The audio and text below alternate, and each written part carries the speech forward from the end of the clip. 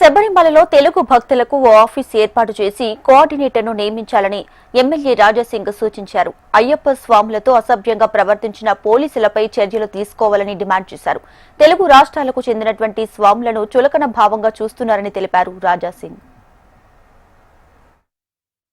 ఆంధ్రప్రదేశ్కి చెందిన గోదావరి జిల్లా నుంచి కొంతమంది స్వామిలు అయ్యప్ప స్వామి దర్శనంకి ఒక మంచి గ్రూప్గా వాళ్ళు వెళ్ళినారు.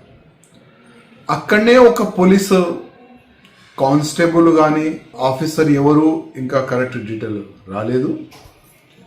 అక్కడ పోలీసు ఓడు నిలబడితే మన స్వామిలు దారు అడిగినారంట ఎటు పోవాలని.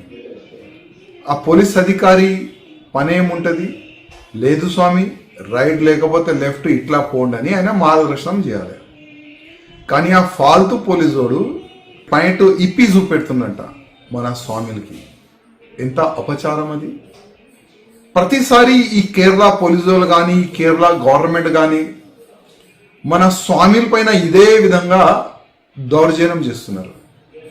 మన తెలంగాణకి చెందిన చాలా వరకు ఈ వెల్ఫేర్ అసోసియేషన్ వాళ్ళు అక్కడ భోజన కార్యక్రమం పెడితే కూడా వాళ్ళకి ఎంతో టార్చర్ వాళ్ళు అక్కడ పెడుతున్నారు కేరళ గవర్నమెంట్ వాళ్ళు.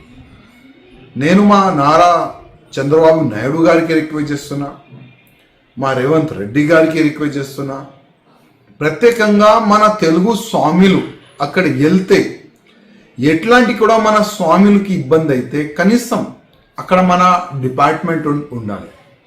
ఇప్పుడు తెలంగాణ నుంచి తిరుపతి వెళ్తే అక్కడ తెలంగాణ నుంచి ఒక కోఆర్డినేటర్ ఉంటారు.